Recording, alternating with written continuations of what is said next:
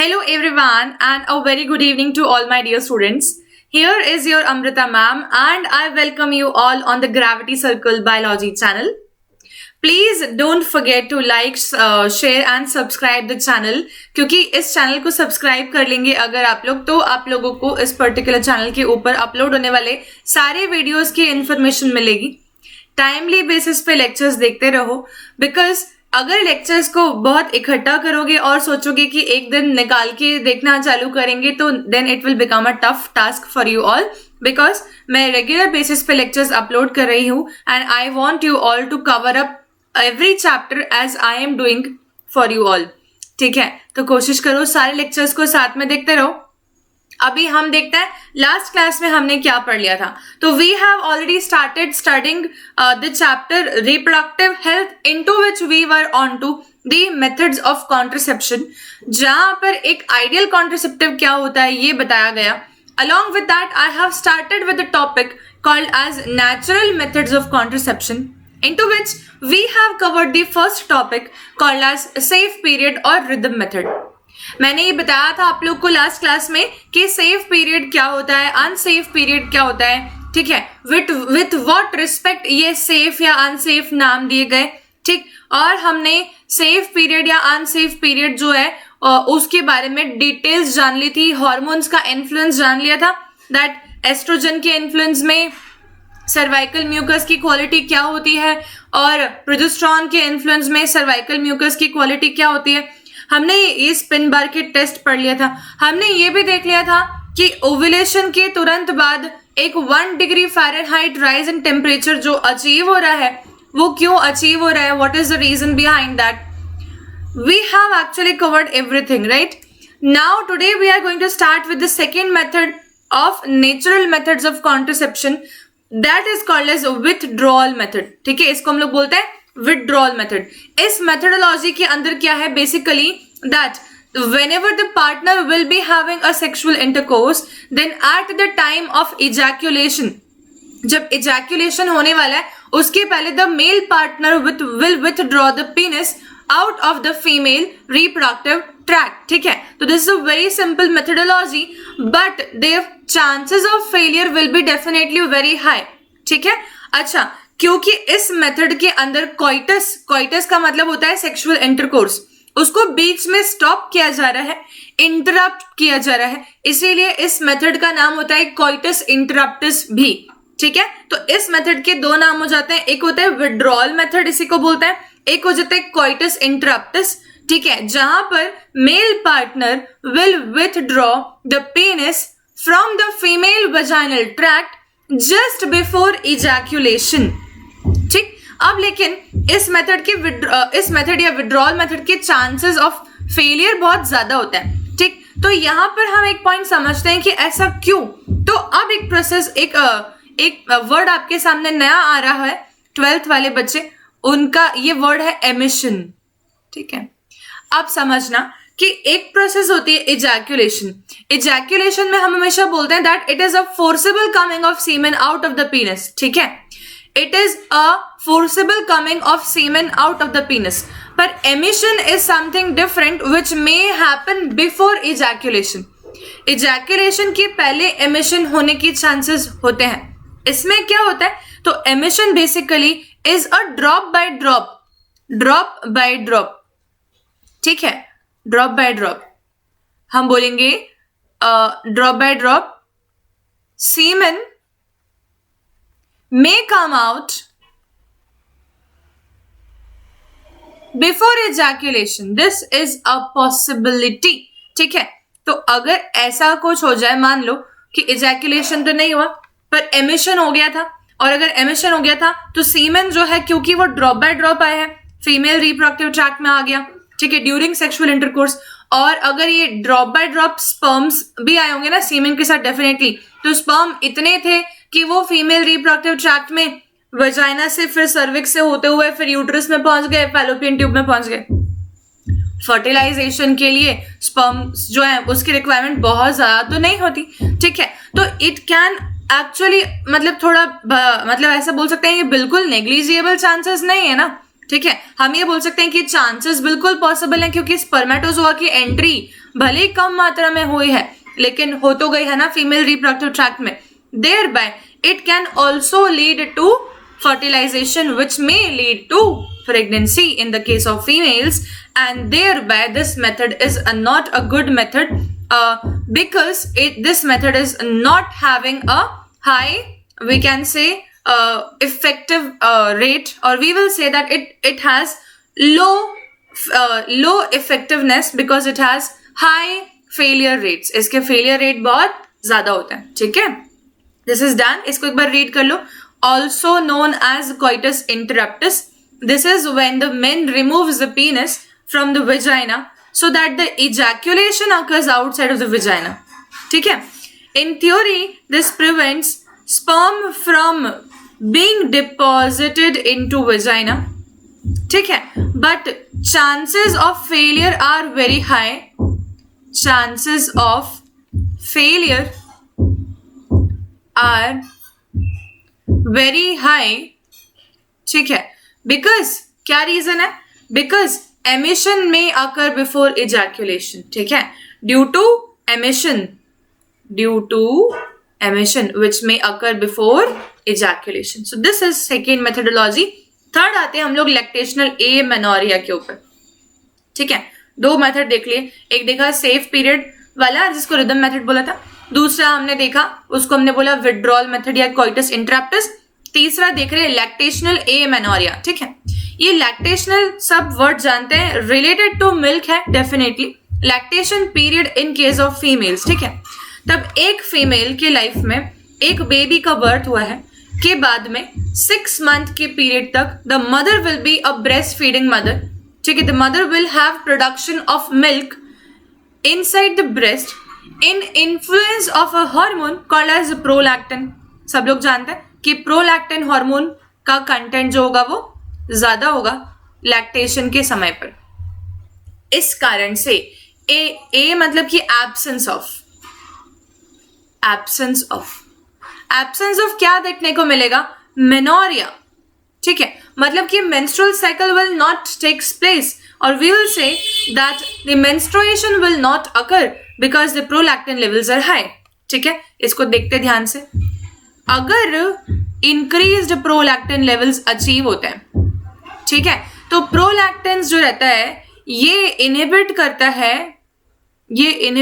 है anterior pituitary को. बोलता है कि क्या मत बनाओ, inhibits anterior pituitary.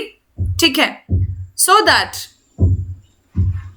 LH won't be produced. ठीक है, तो अगर इसने एंटीरियर पिट्यूटरी को इनहिबिट कर दिया ताकि क्या ना बने, LH ना बने. ठीक है, तो हम बोल देंगे कि LH की एब्सेंस हो गई एक तरीके से.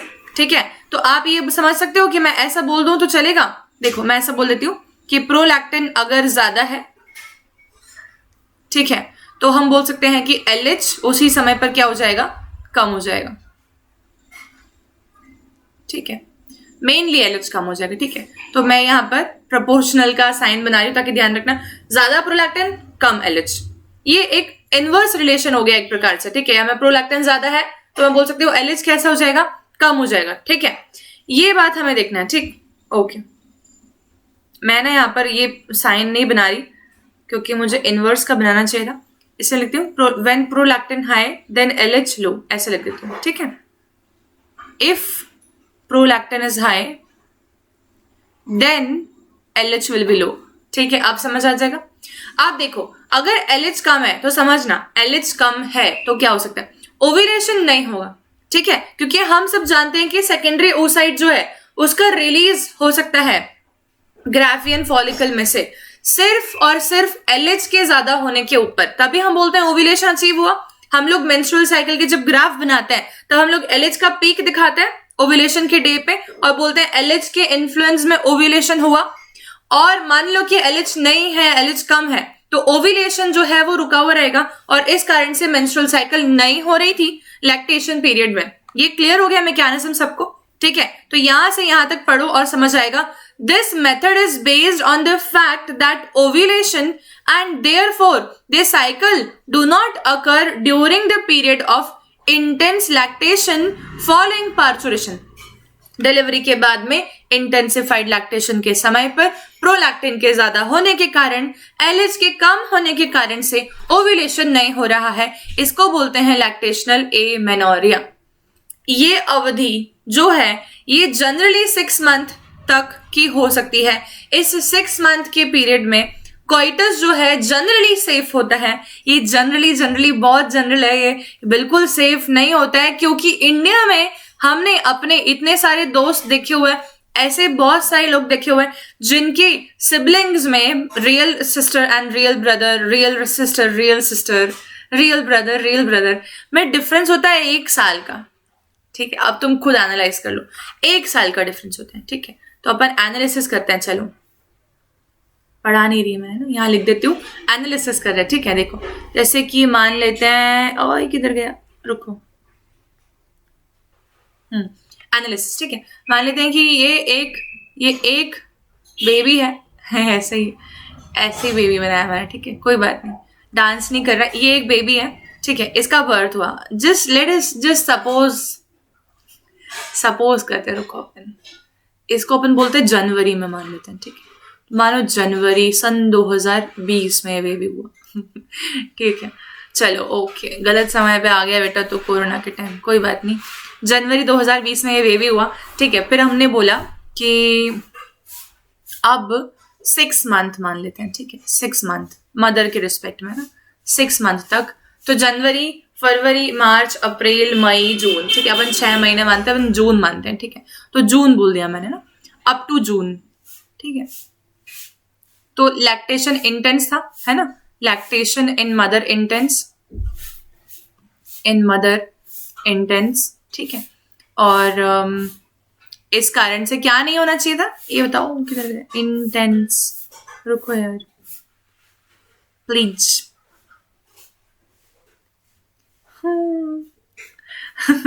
एक मिनट, इंटेंस। ठीक है, तो लैक्टेशन इन मदर इंटेंस है, और इसीलिए प्रोलैक्टिन का लेवल जो है वो बहुत ज्यादा है ऑफकोर्स, और इसीलिए एलएच का लेवल होगा बहुत ही कम, ये हम मान के चल रहे हैं। ठीक है, परंतु ऐसा है कि ये था फर्स्ट बेबी, मान लो फर्स्ट बेबी। ठीक, हम देखते हैं सेकंड बेबी जो है, सेकंड बेबी। ठीक है, वो हो रहा है उसी मदर को, और यार अपन को पीछे जाना पड़ेगा बेटा, सॉरी, तुम्हारा बर्थ जो है हमने थोड़ा पीछे कर दिया, जनवरी 19 कर लेते हैं अपन इसको, क्योंकि मैं फ्यूचर थोड़ा प्रेडिक्ट कर सकती हूँ। एक मिनट प्लीज वेट, जनवरी 19 में ये बेबी आया था। ठीक है, अब मैं बोल रहा हूँ सेकेंड जो बेबी है ना, वो हो गया फरवरी 2020 में। ठीक है, चलो ठीक है, आप समझना। अब मेरे को एक बात बताओ कि यार अगर जून तक तो हमने कहा था इंटेंस लैक्टेशन चल रहा था, तो अपन थोड़ा पीछे जाते हैं। ठीक है, चलो पीछे आते हैं, फरवरी, जनवरी, दिसंबर, नवंबर, अक्टूबर, सितंबर, सही जा रही हूँ ना, फिर अगस्त, जुलाई, जून। ठीक है, कितने हुए, 9। ठीक है, 9। ठीक है, आप बताओ, मेरे को बताओ, अर्ली जून जो है उसमें मदर ने कंसीव किया, mother conceives for second time.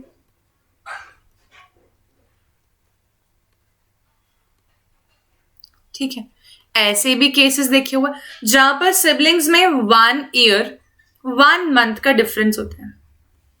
ऐसे देखे सिबलिंग्स आपने, ये मैंने वो केस बताया। ठीक है, कुछ एक सिबलिंग्स के अंदर लिटरली 1 ईयर से कम का भी डिफरेंस होता है, 9 मंथ समथिंग। तो मतलब मैं ये बोल सकती हूँ कि इस प्रकार की मेथोडोलॉजी लैक्टेशनल एमेनोरिया के अंदर जो एनसीईआरटी हमारे सामने भाषा और लैंग्वेज लिख देती है, वो ये लिख देती है कि however this method has been reported to be effective only up to a maximum period of 6 months following parturition is not a patthar ki lakeer. This statement is not a good statement because the chances of failure are very very very high. ठीक है, so like हमें थोड़ा सा समझ में आ गया कि अच्छा ओके, ये मेथड एक बहुत रिलायबल मेथड नहीं है, इसीलिए इंडिया में पॉपुलेशन का लेवल जो है अनकंट्रोल तरीके से जा रहा है। ठीक है, ओके, चलो अब देखते हैं। तो therefore as long as the mother breast feed the child fully, मैं तुम लोग को क्लैरिटी बताऊँ, रियल लाइफ में I have seen examples of such people. ठीक है, जिनके मतलब menstrual cycle generally should not start for up to 6 months after delivery, okay, of baby. I have seen the examples of menstrual cycle starting from, let us say, 3rd month after the delivery of baby. That means that this lactational amenorrhea phase is actually getting decreased day by day, we can say year by year. Many reasons are there, because there are marketed available milk products available for the young ones, just the babies जिनका birth हुआ है, like Nan Pro and something. The milk do come in market, and वो mothers are not actually breastfeeding the child mostly nowadays because of education and non-availability of the leaves to the mothers, right? There can be many reasons, out of which this particular time phase is getting decreased on yearly basis, we can say. ठीक है, ऐसे काफी लोगों में ये कम हो गया. हटाओ, आगे बढ़ते हैं. As no medicines or devices are used in these methods, they are actually side effects. तो इसके कोई भी साइड इफेक्ट नहीं है. सारे नेचुरल मेथड के कोई भी साइड इफेक्ट नहीं है, परंतु फेलियर रेट इनके बहुत ज्यादा हाई हो सकते हैं, क्योंकि कोई गारंटी इसमें है नहीं अवेलेबल. ठीक है, समझ आ गया? 3 मेथड पढ़े. नेचुरल मेथड में कौन कौन से पढ़े, फटाफट बता दो. कौन सा था? एक था हमारे पास में सेफ पीरियड या तो फिर रिदम मेथड. ठीक है, दूसरा क्या पढ़ा? दूसरा पढ़ा हमने कोइटस इंटरप्टस. ठीक है, और तीसरा क्या पढ़ा हमने? पढ़ा, कौन सा पढ़ा? अभी हाल पढ़ा था, लैक्टेशनल एमेनोरिया. ठीक है, ये 3 मेथड हमने पढ़ लिए हैं. अच्छी बात है, बहुत बढ़िया. इसमें क्या नहीं है? इसमें साइड इफेक्ट नहीं है. इसमें क्या है? चांसेस ऑफ फेलियर ज्यादा है. खत्म बात. आगे बढ़ते हैं, हम देखते हैं. Next is going to be the barrier methods for contraception. ठीक है, बैरियर का मतलब एक बैरियर है. बैरियर का मतलब एक फिजिकल बैरियर है. ठीक है, बैरियर का मतलब क्या है? एक फिजिकल बैरियर है, एक दीवार है. ठीक है, एक दीवार है स्पर्म और ओवम के बीच में. क्या है? एक फिजिकल बैरियर है. देखो, इन barrier methods ovum and sperm are prevented from physically meeting with the help of the barriers.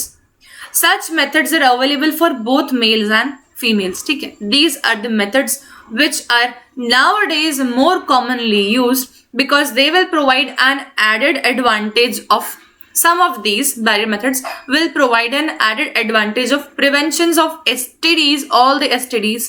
ठीक है, thereby these methods are nowadays more prevalent, but they are not the most used ones अभी तक. ठीक है, चलो देखते हैं. इसमें हम लोग पढ़ेंगे बहुत सारे मेथड्स. मैं यहाँ पे मैंने जो जैसे बोल्ड लिखा है, देखो ध्यान से ना सभी लोग, ये जैसे मैंने बोल्ड लिखा है. ठीक है, तो बोल्ड में लिख रही हूँ मैं, इस वाले में बोल्ड में लिखा है ना, इधर बोल्ड में लिखा है. तो ये बोल्ड में जो लिखा है ना, ये नाम है. ठीक है, ध्यान रखना प्लीज. तो हम लोग फर्स्ट देखते हैं. The first one will be the condoms. ठीक है, the condoms can B either male condoms, it can be a female condom as well, and these are the devices which are made out of rubber. ठीक है, we can say latex.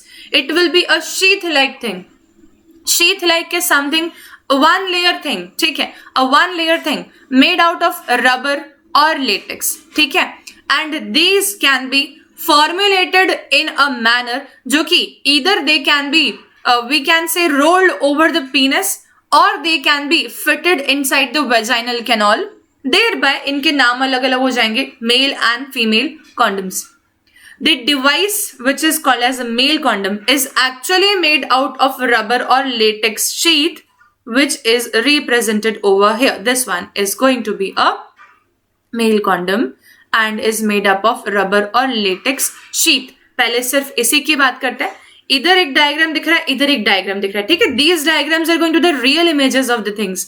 I, Amrita Raval, actually try to make my students imagine the realistic things. I want you all to become a student with an imagination and not just a blind student with no imagination. ठीक है, तो इसलिए कोशिश रहती है कि real worth images भी मैं पुट ऑन कर पाऊँ, और वो मैं जनरली करती हूँ. चलो अभी देखते हैं. यहाँ पे एक मिनट रुको यार.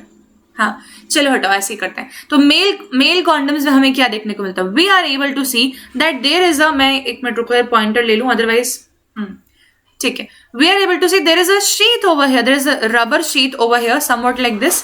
And there is a ring over there, ठीक है, तो हम बोलेंगे एक रिंग है, और रिंग जो है वो रिंग बेसिकली सॉलिड रिंग है, बट ओनली वन एंड पर है, एक ही तरफ है, और एक तरफ कोई रिंग नहीं है, ठीक है। ये स्ट्रक्चर देखोगे तो ज्यादा क्लियर हो जाएगा, क्योंकि ये एक स्ट्रक्चर जो कि इन्फ्लेट करके दिखाया हो, मतलब कि पूरा proper shape and size achieve करके दिखाई। यहाँ तो हमको कोलैप्स दिख रहा है, कोलैप्सिबल स्ट्रक्चर, ठीक है। यहाँ देखें तो ये एक रिंग दिख रही है, और इधर हमको दिख रहा है एक प्रॉपर लेटेक्स की शीट, और हमें ये समझ में आ रहा है कि अच्छा एक कैविटी है बीच में, राइट। एंड ये कैविटी जो है, इसी के कैविटी के कारण से हम बोलेंगे कि that this male condoms can be rolled over the penis or the external genitalia of male before ejaculation. That simply means कि जो ejaculate है वो इसके अंदर इकट्ठा होगा, ना कि फीमेल reproductive tract में, ना कि फीमेल vaginal canal में। Very clear, very simple. तो देख लो इसको ध्यान से। The condoms are going to be the barriers made out of thin rubber latex sheath that are used to cover the penis in case of male, और vagina यहाँ पर नहीं दिखेंगे, just before coitus, so that ejaculated semen would not enter into the female reproductive tract. इतनी बात ही बताई। अब हम फीमेल reproductive tract में कौन सा इंसर्ट कर सकते हैं वो बता रहे हैं। ये दिख रहा हम लोग को female condom,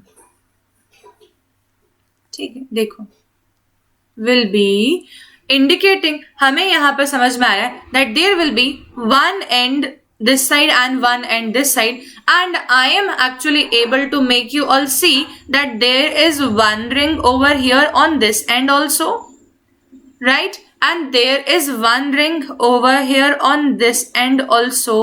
Like can I say that there is one ring which is facing open end, एक रिंग जो है ना वो ओपन एंड को फेस कर रही है, और एक रिंग जो है वो क्लोज एंड को फेस कर रही है, ठीक है। जो ओपन एंड को फेस कर रही है वो रिंग थोड़ी सी बड़ी है, और जो क्लोज एंड को फेस कर रही है वो रिंग थोड़ी सी छोटी है, कंपैरेटिवली स्मॉल,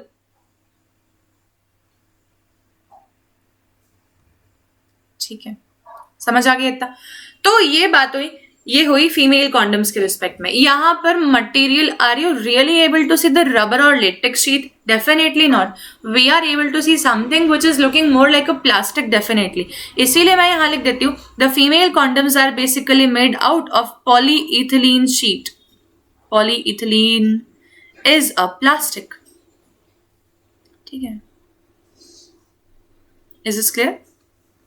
ऐसा है, ठीक है। तो ये हमारे समझ में आ गया मेल एंड फीमेल कॉन्डम्स किसके बने होते हैं, रिंग किस में कितनी है, ओपन एंडेड पोर्शन पे रिंग तो दोनों में ही है, लेकिन क्लोज एंडेड पोर्शन पर रिंग सिर्फ और सिर्फ फीमेल कॉन्डम्स में होती है, ठीक है। चलिए ओके, अब मुझे सिर्फ एक बात बताओ, हम इसमें बोलते हैं that these condoms are actually going to prevent STDs, how come, कैसे? तो देखो समझना, let us just imagine that this is a female condom. Let us just imagine that this is a female condom. Okay, ठीक है। चलो अब हम जानते हैं कि इधर क्या हो जाएगा, ये रिंग तो है भाई साहब, अच्छी बात, लेकिन कैसे रिंग है, ये क्लोज्ड एंडेड है, समझ गए ना।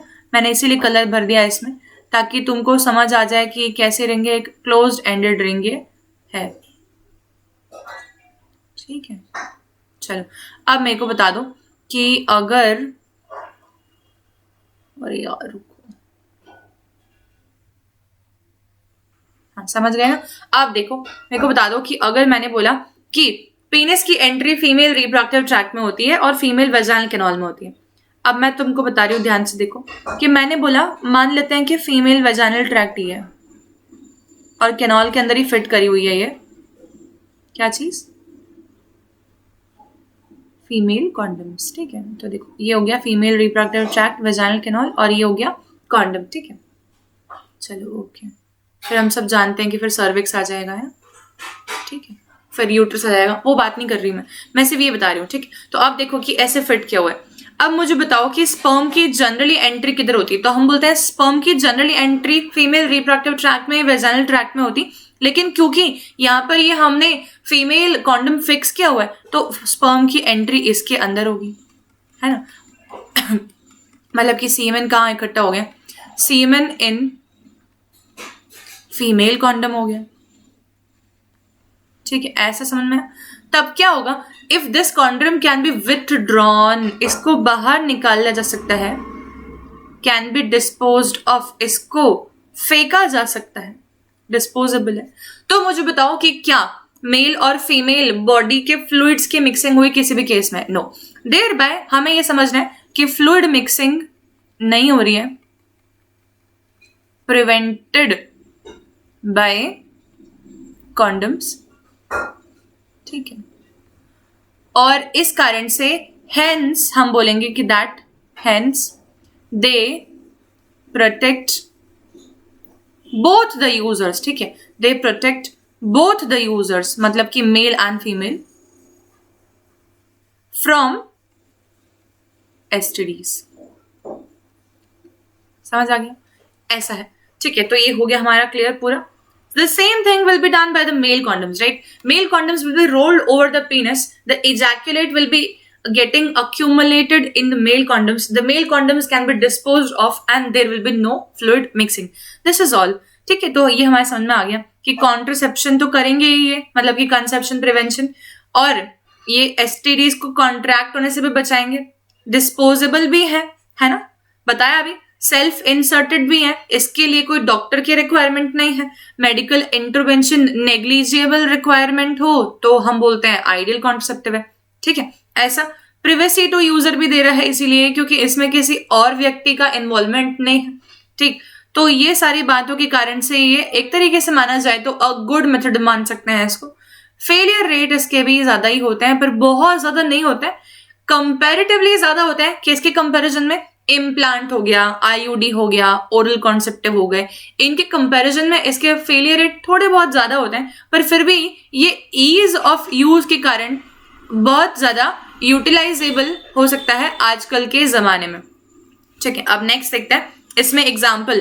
पहले के टाइम पे के लोग जो है रूरल एरियाज में were not actually showing a lot of, we can say, willingness to do the family planning and everything, ठीक है। एंड देयर बाय भारत में क्या होता है ना कि खिचड़ी साबूदाने की भी मिल रही हो फ्री में, है ना, तो लाइन लग जाती है बिल्कुल लोगों की लेने के लिए, आओ खाओ बढ़िया, दोनों भी वहीं फेंक फेंक के जाते हैं बिल्कुल ठीक है। और अगर तुमने देखा हो कि जैसे कि सावन वगैरह टाइम पे, मध्य प्रदेश एरिया में रहती हूँ मैं, तो इधर बहुत ज्यादा प्रोमिनेंट है कि मतलब फ्री में जो है ना वो लस्सी वस्सी के ग्लासेस रखते हैं बिल्कुल सड़क के किनारे पे, और जो कांवड़ यात्री होते हैं उनको फ्री में देते हैं डिस्ट्रीब्यूट, ठीक है, पियो बढ़िया घूमो। ऐसा जब फ्री होता है ना, कहीं भी चीज, कहीं भी फ्री होता है, कुछ भी फ्री होता है, तो इंडिया में लोग जो है मतलब बिल्कुल खुशी खुशी जाते हैं। They take out all the time, okay, they will take out the leaves from the jobs, खेती पड़ी पे नहीं जाएंगे, एक दिन नौकरी पे नहीं जाएंगे, एक दिन पोस्ट ऑफिस नहीं जाएंगे, लेकिन फ्री में सामान मिल रहा तो जाएंगे। जनरल मानसिकता हर जगह होती है, ठीक है। तो ये चीज बहुत प्रोमिनेंट होने के कारण से क्या हुआ कि फ्री डिस्ट्रीब्यूशन किया गया फैमिली केयर प्रोग्राम्स के अंतर्गत, free distribution of contraceptives, free distribution of oral pills किया गया, सो दैट जागरूकता तो, अवेयरनेस तो क्रिएट कर ही दी, पर जो एक रेस्ट्रिक्शन, हेसिटेशन है that we are not going to use it because we don't have time to purchase it, ये भी क्लियर कर दिया गवर्नमेंट ने, ठीक है। तो thereby the first freely distributed brand of condom was Nirodh, ठीक है, use by males, this is a male condom, ठीक है। तो निरोध बहुत पॉपुलर इसलिए हो गया क्योंकि ये फ्री डिस्ट्रीब्यूटेड था, फ्रीली डिस्ट्रीब्यूटेड, ठीक है, under the family health care program, okay. चलो ये आया, और हमने फीमेल कॉन्डम देखा, यहाँ पे नाम नहीं लिखा, लिख दूं मैं इधर, किधर लिख दूं, इधर लिख देती हूँ अलग कलर से, इधर हो गया फेमडॉम नाम है इसका, क्या नाम है? फेमडॉम, ठीक है। तो Femidom is a female condom and Nirodh was a popular brand of the male condom, and there can be more brands definitely, ठीक है। अब देखते हैं इधर, ये हमने पढ़ लिया कि एसटीडी से बचा लेंगे, अच्छी बात है, बस खत्म। तो ये मेल एंड फीमेल कॉन्डम सबको क्लियर हो गए। फीमेल कॉन्डम्स का इंसर्शन कैसे होगा, ये एक बहुत मेजर थॉट प्रोसेस रहता है स्टूडेंट्स का, that how will be the female condom will be inserted, because male condom will be easily rolled over the penis, but the female condom needs to be inserted inside of vaginal cavity. How it will be done? ठीक है, thereby a pictorial representation of the same thing I have bought it for you all, so that the mind should be very clear about how to use it and how the people uses it generally. ठीक है, तो देखो, there will be the finger will be used to insert it actually inside the vaginal cavity. ठीक है, तो generally we will say the index finger is used. The index finger is used to self-insert or to insert the female condom inside the female reproductive tract, inside the vaginal cavity. ठीक है, अच्छे कि नहीं? अच्छा, समझ आ गया सब लोग को? ये क्लियर है अच्छे से, है ना?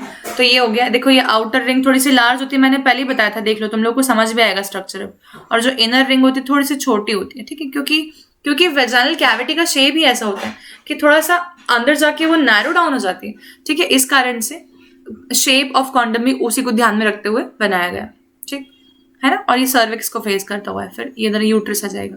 Done, clear. अब आते हैं हम लोग diaphragm, cervical cap and vault पे। ये भी बैरियर डिवाइसेस है, डेफिनेटली ये बैरियर डिवाइसेस है। इनके नाम साथ में लिखते हैं क्योंकि इनका यूज भी सिमिलर तरीके से होता है।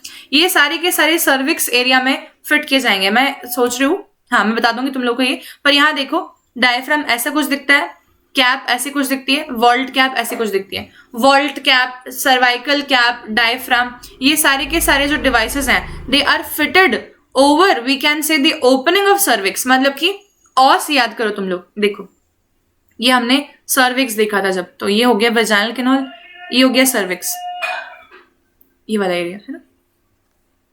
कलर सेम हो गया, एक मिनट यार, हाँ, तो ये हो जाएगा सर्विक्स, ठीक है, का ओपनिंग है ये। अब मेरे को बताओ, सर्विक्स में एक होता है एक्सटर्नल ऑस और एक होता है इंटरनल ऑस, और हम यहाँ जानते हैं कि ये वाला कौन सा ऑस हो जाएगा, एक्सटर्नल ऑस, क्योंकि ये मसल स्फिंक्टर किस किस के बीच में है, सर्विक्स और वेजाइना के बीच में। उस वाले स्फिंक्टर को क्या बोलते हैं, एक्सटर्नल ऑस, ठीक है। तो देखो, सर्वाइकल कैप इधर फिट करी गई है। बच्चों को इमेजिन इसलिए करवा रही हूँ सब चीजें मैं, ताकि मैंने बहुत सारे स्टूडेंट्स को जब एग्जाम टाइम होता है, डायग्राम बनाते हैं वो लोग कॉपी में, सर्वाइकल कैप का बनाते हैं, उल्टा बना देते हैं यार, ऐसा बना देते हैं ऐसे। भाई साहब ऐसा फिट नहीं होता है, ठीक है। फिटिंग ऐसे होती है जहां पर जो ओपन फेस है ना वो अंदर की तरफ है, ऐसे इस प्रकार से फिट किया जाता है डिवाइस। ये जो ओपन था ना फेस इसका, इस ओपन फेस के अंदर उन्होंने एक स्पर्मीसाइडल जेली भी भर दी है, किधर, ये रही, ठीक है। ऐसे एक बात बताऊं, दो चीजें साथ में इस्तेमाल हो रही है, एक तो बैरियर डिवाइस इस्तेमाल हो रहे हैं, बैरियर डिवाइस इस्तेमाल हो रहा है, और एक इस्तेमाल हो रहा है यहाँ पर, वो है केमिकल कॉन्ट्रासेप्टिव, केमिकल कॉन्ट्रासेप्टिव, जिसका नाम है स्पर्मीसाइडल जेली, स्पर्मीसाइडल जेली, ठीक है। चलो ओके, ये हो गया, ये दो चीज साथ में इस्तेमाल हो रही है। अब क्या होगा मेरे को बताओ, अगर मैंने कहा कि सीमेन फीमेल रिप्रोडक्टिव ट्रैक्ट में तो आ ही जाएगा, आ रहा है ना, इधर female reproductive tract, female vagina, यहाँ तक तो सीमेन आ रहा है, ठीक है। सर्वाइकल कैप यहाँ फिटेड है, ठीक है, सर्विक्स और वेजाइना की ओपनिंग के ऊपर फिटेड है, ठीक है। अब मेरे को बताओ, क्या बॉडी फ्लूइड मिक्सिंग नहीं हो रही, बॉडी फ्लूइड मिक्सिंग हो रही है कि नहीं? तो बच्चे बोलते हैं कि नहीं हो रही है, पर काफी सारे बोलते हैं कि हो रही है, पर एक्चुअल में क्या हो रहा है कि हो रही है, क्योंकि सीमेन फीमेल रिप्रोडक्टिव ट्रैक्ट में म्यूकस के कांटेक्ट में तो आ गया ना, कि नहीं आ गया, आ ही गया। तो इधर देखो, अगर मैंने बोला इधर इधर म्यूकस जमा होगा, इधर इधर म्यूकस जमा होगा और इधर सीमेन आ गया है, तो हम बोलेंगे कि मिक्सचर ऑफ बॉडी फ्लूइड तो हो गया। तो we can never say that the barrier devices are going to be effective against STDs, no they are not. समझ आ गया? तो मैं यहाँ लिख देती हूँ that these devices are not, एक मिनट है, these devices are not effective against STDs because the semen is coming in contact with vagina, contact with vaginal fluid, ये वजाइनल कैविटी। ठीक है, समझ आ गया। तो अब ये देख लो एक बार, डायफ्राम, सर्वाइकल कैप और वॉल्ट कैप बैरियर होते हैं ये, inserted into the female reproductive tract to cover the cervix during coitus. They prevent conception by blocking the entry of sperm through the cervix. cervix के अंदर sperm को नहीं आने दे रहे, पर vagina के अंदर तो जाने दे रहे हैं। They are reusable. इनको वॉश करके reuse कर सकते हैं।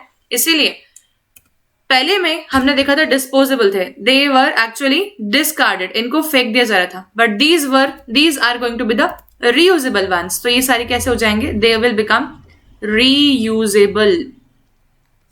ठीक है, washable and reusable, they are all made about plastic, rubber. ठीक है, but not a thin rubber, we will say thick rubber etcetera. ठीक है, अब मेरे को बताओ, अगर लोग सोचेंगे कि फिट तो हो गया, फिर how to withdraw it back. ठीक है, तब जनरली कभी आप लोगों ने टिफिन देखा है, जो टिफिन आजकल हम लोग टिफिन ले जाते हैं जनरली, तो एक छोटा डिब्बा होता है, ढक्कन होता है उसके ऊपर, ढक्कन के एकदम कॉर्नर में कुछ निकला हुआ होता है, ऐसा कुछ, देखना ध्यान से, ये ढक्कन है। ठीक है, मानो ये ढक्कन है और ढक्कन की कॉर्नर पे ऐसा कुछ निकला हुआ होता है छोटा सा, और अपन इसको उठाते हैं तो डब्बा पूरा ढक्कन खुल जाता है इजीली। ये क्या होता है, सक्शन रिमूवल, राइट। ऐसे ये सारे के सारे डिवाइसेस है ना, इन सभी के सभी डिवाइसेस के ऊपर सक्शन रिमूवल होगा, कुछ इस प्रकार से छोटा सा। ये सक्शन रिमूवल जो है, ये सक्शन को रिमूव कर देगा, सक्शन रिमूव हो जाए तो डिवाइस भी रिमूव हो जाएगी। ठीक है, ओके। अब मेरे को एक बात और बताओ कि क्या these devices will be immediately remove just after coitus? No, they will not be immediately removed just after coitus. The reason behind that, spermicidal action लंबे समय तक चलती रहे। ठीक है, लंबे समय तक spermicidal action के कारण जितने भी स्पर्मेटोजोआ वेजाइनल ट्रैक्ट में है वो सारे किल हो जाएं। ठीक है, उसके बाद ही इस डिवाइस को बाहर निकाला जाए, अदरवाइज तो मिक्सिंग के चांसेस हो ही जाएंगे, क्योंकि वेजाइनल ट्रैक्ट में तो प्रेजेंट ही है सीमन। समझ आ रही? इसीलिए these devices will be allowed to remain fitted for approximately 6 to 8 hours following coitus, following the sexual intercourse. 6 से 8 घंटे तक इन डिवाइसेस को लगे रहने दिया जाएगा रिप्रोडक्टिव ट्रैक के अंदर, इनको इमीडिएटली निकाला नहीं जाएगा। डन। स्पर्मिसाइडल जेली हमने बोला हमेशा वॉल्ट कैप, सर्वाइकल कैप के साथ में और डायफ्राम के साथ में इस्तेमाल करते हैं। ये स्पर्मिसाइडल जेली का कंपोनेंट क्या होता होगा ये देखते हैं। इसके फॉर्मुलेशन तो बहुत सारे हो सकते हैं, जैसे कि फोम आ सकता है इसकी फिल्म आ सकती है जो कि फिल्म फिट कर दी जाए ऐसे की ऐसी, इसकी सपोजिटरीज आ सकती हैं अलग तरीके की, इसकी जेली फॉर्म आ सकता है, इसका क्रीम या जेल फॉर्म आ सकता है, ये एक स्पॉन्ज फॉर्म में भी आ सकता है। ठीक है, ये स्पॉन्ज फॉर्म दिख रहा है, इसको बोलते हैं नॉन ऑक्सिनॉल 9। ठीक है, ये स्पॉन्ज है, इस प्रकार के फॉर्म में आ सकते हैं ये स्पर्मिसाइडल क्रीम या जेली या फोम। इसका क्या मेन मैकेनिज्म होगा मैं फटाफट से बता रही हूँ, 2 मिनट में समझ में आ जाएगा। देखो, मुझे बताओ कि स्पर्म जो रहते हैं उनको कौन सा एटमॉस्फेयर चाहिए है जिंदा रहने के लिए, तो हम बोलते हैं कि sperms will be killed by acidity. ठीक है, सही है कि नहीं? Sperms will be killed by acidity. चलो एक मिनट, किल्ड बाय एसिडिटी ये हम जानते हैं। ठीक है, तो अब मुझे बताओ अगर फीमेल रिप्रोडक्टिव ट्रैक्ट के अंदर स्पर्मिसाइडल जेली ले लें तो स्पर्मिसाइडल जेली का नेचर कैसा होना चाहिए? एसिडिक। ठीक है, स्पर्मिसाइडल एजेंट्स या केमिकल कॉन्ट्रासेप्टिव्स जो होते हैं, केमिकल कॉन्ट्रासेप्टिव्स जो होते हैं, इनका नेचर कैसा होना चाहिए?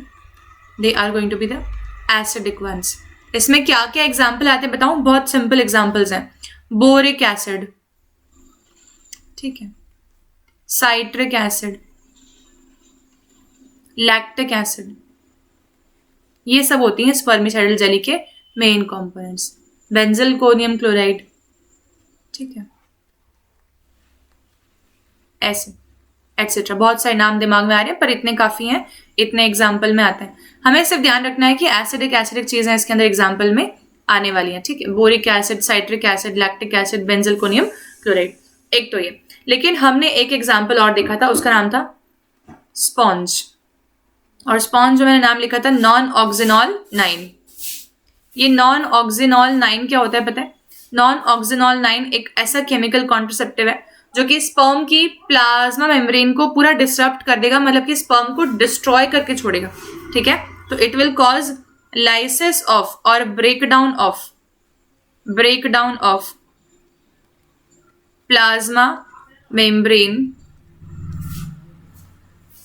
Of sperm. This is done. समझ आ गया? तो ये हो जाते हैं spermicidal cream, jelly, foam. Formulation कुछ भी हो सकता है, पर कॉम्पोजिशन वही होगा जो मैं तुम लोग को भी बताया. देख लो ध्यान से एक बार सभी लोग फटाफट से. चलो ये these are usually used along with the barrier methods. कौन कौन से मालूम है ना? Cervical cap, diaphragm and vault. To increase their contraceptive efficiency. मतलब इनका इंडिविजुअल कोई इस्तेमाल ज्यादातर नहीं होगा, इनका इंडिविजुअल इस्तेमाल नहीं है. इनफैक्ट इनका इस्तेमाल हमेशा ही डायफ्राम, सर्वाइकल कैप और वॉल्ट के साथ में ही होगा. नेक्स्ट देखते हैं हम लोग आईयूडीज. आईयूडीज क्या होते हैं? Intra uterine devices. ठीक है, इंट्रा यूट्राइन डिवाइसेस नाम से ही मालूम पड़ रहा है. ठीक है, इंट्रा का मतलब क्या हो जाएगा? इंट्रा मतलब हो जाएगा इनसाइड. यूट्राइन से है यूट्रस में फिट किया जाएगा, ऐसी डिवाइस होती है आईयूडी. ठीक है, आईयूडी के रिस्पेक्ट में कुछ एक पॉइंट समझाऊंगी पहले, तो वो समझने के बाद आप लोगों को पूरी कहानी एकदम क्लियर हो जाएगी. ध्यान देके समझना. ठीक है, देखो. अरे यार ब्लैक स्क्रीन लेंगे हम लोगों को. ब्लैक स्क्रीन, हाँ. देखो इसमें समझते हैं आईयूडी. ठीक है, अब मुझे बताओ यूट्रस कैसा स्ट्रक्चर है, कैसी प्लेस है? हाईली वॉस्कुलर है. कैसा है? Highly vascular. ब्लड सप्लाई बहुत ज्यादा होता है यूट्रस में. एंडोमेट्रियल लाइनिंग में ब्लड सप्लाई बहुत ज्यादा होता है यूट्रस के अंदर. ठीक है, तो यूट्रस एक हाईली वॉस्कुलर जगह है. वहां पर if any foreign object is fitted, any foreign object is fitted in uterus, अगर यूट्रस में कोई भी फॉरेन ऑब्जेक्ट फिट किया जा रहा है तो क्या सीन होगा बताओ? तो हम एक बनाते हैं यहाँ पे एक शॉर्ट सा डायग्राम. फटाफट से इजी एक्सप्लेनेशन चाह रही हूँ, बहुत टफ नहीं करना मुझे, पर मैं तुम्हारे इमेजिनेशन क्लियर करना चाह रही हूँ, इसीलिए बना रही हूँ. रफ डायग्राम है रही, सुन लो बात.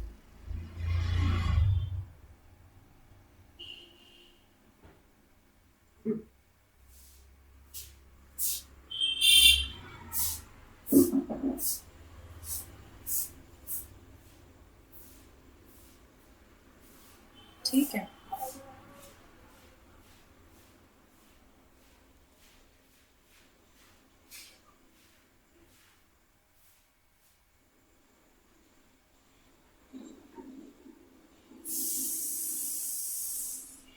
चलो फटाफट बना लिया. अच्छा भी बन गया है.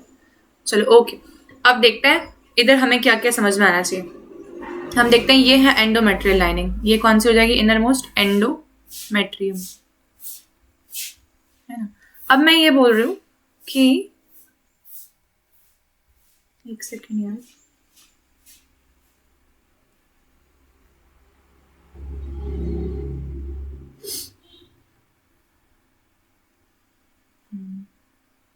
वो ब्लॉक हो रहा था ना, वैसे नहीं पॉसिबल है इसलिए. हाँ अब देखते हैं.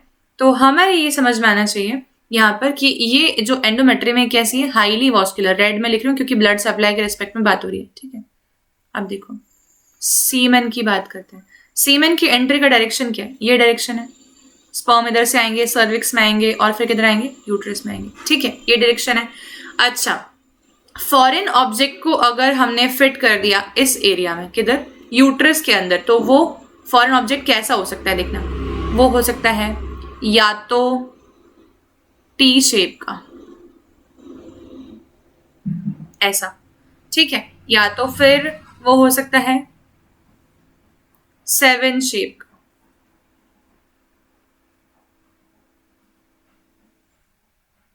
ऐसा. ठीक है, या तो वो किसी भी शेप का हो सकता है, लेकिन उसकी फिक्सिंग प्रॉपर होनी चाहिए. और फिक्सिंग प्रॉपर है कि नहीं ये जानने के लिए डॉक्टर्स क्या करता है ना, ये आईयूडीज के नीचे एक थ्रेड अटैच कर देते हैं, और एक थ्रेड अटैच कर देते हैं जो कि बेसिकली विजिबल रहता है वेजाइना के थ्रू थोड़ा सा, ताकि IUD is fixed in proper place और नॉट, ये जानकारी मिलते रहे. ठीक है। अब ये जो आईयूडीज बनाई गई हैं, ये आईयूडीज अलग अलग नेचर की हो सकती हैं, या तो इसमें कोई भी मेडिसिन नहीं डालो, ठीक है, तो हम बोल देंगे कि नॉन मेडिकेटेड आईयूडी। क्या बोल देंगे? Non medicated IUD.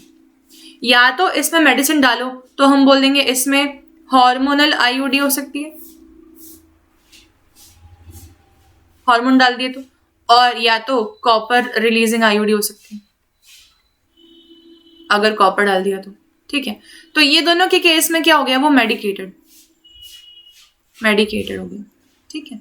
चलो अब मेरी बता रही हूं कि है तो तीनों के तीनों फॉरेन डिवाइसेस है ना, मेडिसिन है कि नहीं है वो बात नहीं कर रहा हूं, है तो तीनों फॉरेन डिवाइसेस, इसीलिए आईयूडी जब भी फिट किया जाएगा तब यूट्रस की एंडोमेट्रियल लाइनिंग इरिटेट होगी और इसीलिए डब्ल्यूबीसीएस की टेंडेंसी ज्यादा होगी अटैक करने की, क्योंकि ये एक प्रकार का मान लो तुम प्राइमरी इन्फेक्शन होता है इंसान को, फिर एक an amnestic secondary immune response आता है ना, वैसे ही टाइप से यहाँ पर ऑलरेडी ये फिट करने के कारण से यूट्रस वैसे ही क्या हो गया? सेंसिटाइज हो गया, सेंसिटिविटी बढ़ा दी अपन ने यूट्रस की। अगर यूट्रस सेंसिटाइज हो गया एक तरीके से, तो मुझे बताओ कि कोई भी चीज अगर आ रही है यूट्रस में, स्पर्म भी आ रहा है, तो क्या होगा? डब्ल्यूबीसीएस की टेंडेंसी होगी ज्यादा फास्ट रेट पर अटैक करने की, ठीक है। तो यूट्रस क्या हो गया यहाँ पर? यूट्रस इज सेंसिटाइज्ड एक तरीके से, ठीक है। Thereby the atmosphere will become a not so welcoming atmosphere, क्या आओ हमारे यहाँ रहो, ऐसा नहीं, ठीक है। It will become a hostile environment, कि भागो यहाँ से, ठीक है। तो क्या करेगा? वो सबको किल करने की कोशिश करेगा जो भी स्पर्म वगैरह वहां आएंगे, ठीक है। Uterus is sensitised, hence the atmosphere becomes hostile for sperms, atmosphere become hostile for sperm, hostile मतलब not so welcoming, it is भगाओ इनको, कहां से आ गए वैसा, ठीक है। हॉस्टाइल फॉर स्पर्म्स, एक तो ये केस हुआ। ये केस किसके केस में होना चाहिए बताओ? क्या ये मेडिकेटेड आईयूडी के केस में होना चाहिए, या ये नॉन मेडिकेटेड में होना चाहिए, या ये दोनों में होना चाहिए? ये दोनों में होगा, क्योंकि है तो ये फॉरेन डिवाइसेस ही, ठीक है। समझ आ गया? ये बच्चों को कंफ्यूजन रहता है, पता नहीं क्यों। दूसरा देखते हैं, क्योंकि सीक्रेशन ज्यादा हो रही है यूट्रस में, है ना, क्योंकि यूट्रस में इन्फ्लेमेशन ज्यादा है। यूट्रस में क्या है? इन्फ्लेमेशन है, और इन्फ्लेमेशन ज्यादा है इसीलिए सीक्रेशन भी थिक आएगी, ठीक है। तो सीक्रेशंस कैसी हो जाएंगी? Thick mucus, thick and viscous, ठीक है। अब मेरे को बताओ, अगर एटमॉस्फेयर में बहुत ज्यादा थिक सिक्रेशन नहीं होती तो स्पर्मेटोजोआ मोटिलिटी करके ऊपर तक पहुंच जाते हैं, पर अगर सिक्रेशंस बहुत ज्यादा थिक हैं और बहुत ज्यादा विस्कस हैं तो ऐसे केस में स्पर्म की मोटिलिटी ऑटोमेटिकली क्या होने वाली है? कम, ठीक है। तो इसलिए हम बोल देंगे कि इट विल कॉज हिंड्रेंस, रुकावट। हिंड्रेंस का मतलब क्या होता है? रुकावट। It will cause hindrance in sperm motility. ये सारे करेंगे, ठीक है। बच्चे क्या करते हैं? कॉपर रिलीजिंग आईयूडी लगा देते हैं मोटिलिटी के लिए, गलत नहीं है, उसका मैकेनिज्म अलग तरीके से है, ठीक है। कॉपर एक्चुअल में स्पर्म को मोटिलिटी से रोकता है, लेकिन डायरेक्टली, और यहाँ पर क्या हो रहा है? एक इनडायरेक्ट तरीके से रोका जा रहा है। भाई अगर मैं किसी की टांग खींच के रोक दूं कि आगे मत जा, तो वो क्या हुआ? वो डायरेक्ट, ठीक है। मैंने क्या किया? किसी इंसान के रास्ते में कांटे बिछा दिए, तो वो दौड़ नहीं पा रहा ना, तो वो क्या हो गया? इनडायरेक्ट हो गया। और ये आईयूडीज जितने भी है ना, सारे के सारे आईयूडीज इनडायरेक्टली तो स्पर्म की मोटिलिटी को कम करते ही हैं। डायरेक्टली कौन कर पाता है? Copper releasing IUD. इसीलिए सोचते हैं बच्चों कि यही आंसर होगा, पर सारे में ये बात सही फिट बैठनी चाहिए। तो ये बात हमारे समझ में आ गई, ये बात हमारे समझ में आ गई, जनरल बातें आप लोगों को समझ में आ चुकी हैं, ठीक है। This is done. चलो अब पढ़ते हैं हम लोग आगे। ओव्यूलेशन सारे नहीं रोक रहे हैं, ठीक है। जो मैंने जनरल था सिर्फ वही बताया अभी तक तो आपको। तो यहां देखो, इधर से पढ़ना, इधर से ये another effective and popular method is the use of intrauterine devices as a contraceptive, ठीक है। these devices not self inserted। ये कौन इंसर्ट करेगा? डॉक्टर या प्रोफेशनल्स जैसे कि नर्स हो गए, ठीक है, expert nurses in the uterus through the vagina, ठीक है। These intrauterine devices are presently available as कितने तरीके की हो सकते हैं? नॉन मेडिकेटेड आईयूडी, जैसे कि हमने देखा एक जिसमें कोई मेडिसिन नहीं है। मेडिकेटेड आईयूडी में कौन कौन सी? कॉपर रिलीजिंग आईयूडी, और एक कौन सी? Hormone releasing IUD. अब इनके इंडिविजुअल क्या क्या फंक्शंस है हम ये देख लेते हैं, ठीक है। एक मिनट, लेकिन पहले ये पढ़ो। नहीं, इंडिविजुअल फंक्शंस देखेंगे तभी ये पढ़ पाएंगे। ओके, फटाफट बता रही हूँ, ठीक है, देखो ध्यान से, फिर हम इसके बाद का नेक्स्ट क्लास में पढ़ेंगे। ओके देखो, आईयूडी में बात कर रहे हैं पहली, non medicated IUD. Non medicated IUD के अंदर एग्जाम्पल आता है लिपीज लूप। लिपीज लूप, ठीक है, ये बेसिकली किस तरीके से काम करती है? जो जनरल मैकेनिज्म सारे आईयूडी फॉलो करते हैं उस तरीके से काम करती है। मैंने भी समझाया था, ठीक है, कि जनरली सारे आईयूडी क्या करेंगे, वैसे ही काम ही करेगी, ठीक है। तो जनरल मैकेनिज्म ऑफ आईयूडी को ये फॉलो करती है। नॉन मेडिकेटेड है, इसमें कोई मेडिसिन अलग से नहीं है। सेकंड देखते हैं हम लोग medicated IUD. Medicated IUD, IUD, ठीक है, ओके। इसमें दो एग्जांपल आ जाएंगे, एक आ जाएगी हार्मोन रिलीजिंग आईयूडी और एक आ जाएंगी कॉपर रिलीजिंग आईयूडी, ठीक है। दोनों देखते हैं। हार्मोन रिलीजिंग आईयूडी, ये हार्मोन रिलीजिंग आईयूडीज पैक्ड होती हैं, या मतलब हम बोलेंगे पैक्ड नहीं, पर इनके सरफेस के ऊपर कोटेड होता है एस्ट्रोजन और प्रोजेस्टेरॉन, जिसको इस प्रकार से रखते हैं कि वो धीरे धीरे या स्लोली स्लोली रिलीज होता रहे। एकदम मालूम पड़ा सारा रिलीज हो गया, ऐसा नहीं, धीरे धीरे रिलीज होता रहे वो, ठीक है। तो हार्मोन रिलीजिंग आईयूडी के अंदर हो सकती हैं आईयूडीज प्रोजेस्टेरॉन बेस्ड आईयूडीज हो सकती हैं, ठीक है। इधर अलोन प्रोजेस्टेरॉन, ये भी पॉसिबिलिटी है, या तो फिर प्रोजेस्टेरॉन और एस्ट्रोजन इन कॉम्बिनेशन, ऐसी भी आईयूडीज हो सकती हैं, कॉम्बिनेशन, ठीक है। अब हम जानते हैं कि प्रोजेस्टेरॉन क्या इनहिबिट करता है, बताओ। तो प्रोजेस्टेरॉन हार्मोन जो है ये इनहिबिट करता है, ये इनहिबिट करता है एफएसएच को नहीं, एलएच को, और एस्ट्रोजन इनहिबिट करता है एफएसएच को। तो इस हिसाब से एलएच और एफएसएच इनहिबिट हो गए, तो क्या मैं ये बोलूं कि ओव्यूलेशन इनहिबिट हो जाएगा? तो हार्मोन रिलीजिंग आईयूडी का मेन मैकेनिज्म क्या हो जाएगा? हार्मोन रिलीजिंग आईयूडी का मेन मैकेनिज्म हो जाएगा ओव्यूलेशन को इनहिबिट करना, ठीक है। तो यहां लिखते हैं ओव्यूलेशन इज इनहिबिटेड। पर इसका ये मतलब नहीं है कि ये बाकी जनरल वाले रूल फॉलो नहीं कर रही है। ये भी सर्विक्स को हॉस्टाइल बनाएगी, ये भी यूट्रस को हॉस्टाइल बनाएगी, ये भी फैगोसाइटोसिस को इंक्रीज करवाएगी, ये सारे काम करवाएगी, ठीक है। कॉपर रिलीजिंग वाली देखते हैं। तो हम सब जानते हैं कि स्पर्म की मोटिलिटी के लिए कैल्शियम आयन की रिक्वायरमेंट चाहिए होती है, ठीक है।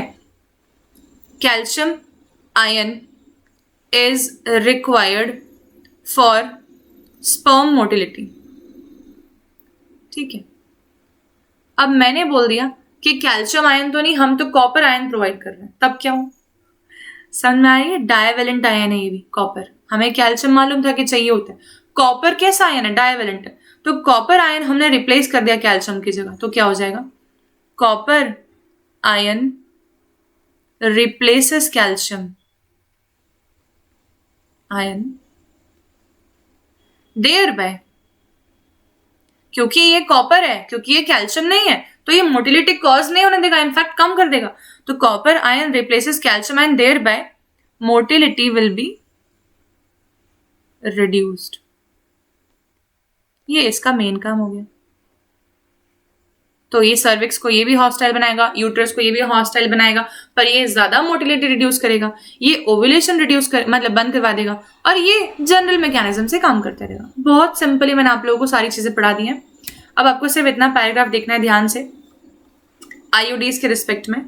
Okay, just check this out everyone. IUDs increases the phagocytosis of sperms. मैंने बताया ना कैसे, डब्ल्यूबीसी बढ़ा देंगे, डब्ल्यूबीसी बढ़ा देंगे तो फैगोसाइटोसिस भी बढ़ जाएगा, क्योंकि WBC ज्यादा हो जाएंगे, ठीक है, इसीलिए फैगोसाइटोसिस होगा, ठीक है, स्पर्म का। Okay, with in the uterus and copper ion की बात करें तो एनसीईआरटी सब मिक्स करके बोलती है, ठीक है, अलग अलग नहीं बताया उसने आपको। And copper ion released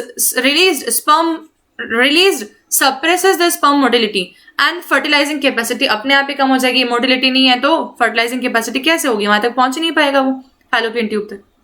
The hormone releasing IUDs in addition make the uterus unsuitable for implantation and cervix hostile to sperms. क्या होता है ना, अगर देखो, अगर मैंने क्या लिया कि अगर, एक सेकेंड, दिख रहा है कहीं पे मार्कर, हाँ ये एस्ट्रोजन का कंटेंट ज्यादा है, ठीक है, प्रोजेस्टेरॉन का कंटेंट ज्यादा है, समझना एक और बात, ठीक है। तो एस्ट्रोजन ज्यादा है तो यूट्रस की एंडोमेट्रियम कैसी होगी, थिक, और थिक होती जाएगी, और प्रोजेस्टेरॉन क्या करेगा, उसको थिक मेंटेन करेगा, ठीक है। तब क्या हो जाएगा, बहुत थिक एंडोमेट्रियम हो गई, तो very thick endometrium, very thick endometrium is unsuitable for implantation. एक ऑप्टिमम थिकनेस चाहिए, बहुत थिक नहीं चाहिए, ठीक है। तो very thick endometrium makes uterus unsuitable for implantation, makes uterus unsuitable for implantation. एक तो ये बात हुई, ओव्यूलेशन भी इनहिबिट करा, इम्प्लांटेशन भी इनहिबिट करा, हार्मोन रिलीजिंग आयोडीन है, ठीक है। सर्विक्स हॉस्टाइल टू स्पर्म तो सारे ही करवा रहे थे। IUDs are ideal contraceptive for the female who want to delay the pregnancy or space between the child. It is one of the most widely accepted method of contraception in India. That is it. ठीक है, ये जो line है ना, ये NEET में आती है, ये लाइन आती है नीट में, क्या आती है कि which is the best method of contraception taken in order to space between two children. तो क्या होता है, एक IUD के फिट कराने के बाद में उसकी अवधि लंबे समय तक की हो सकती है, जो कि 5 से 10 साल भी हो सकता है, ठीक है। तो ये लंबे टाइम तक कोई भी चाइल्ड नहीं है और ये स्पेस हो गया एक प्रकार से। फिर अगर फीमेल इन बिटवीन चाहती है IUD रिमूव करवा के और वो प्रेगनेंसी वापस से कैरी ऑन कर सकती है, तो बेसिकली ये हो जाएगा कि these devices are reversible type and allow the family planning properly, that is allowing the space between the two child or two consecutive pregnancies. Next class में हम लोग स्टार्ट करेंगे ओरल कॉन्ट्रासेप्टिव से पढ़ना, ठीक है। So bye everyone and please don't forget to like, share and subscribe the channel. This is going to make you all clear up all the doubts of biology. Definitely, I am trying to put out maximum focus for my students and I expect the same from you all. ठीक है, so bye everyone.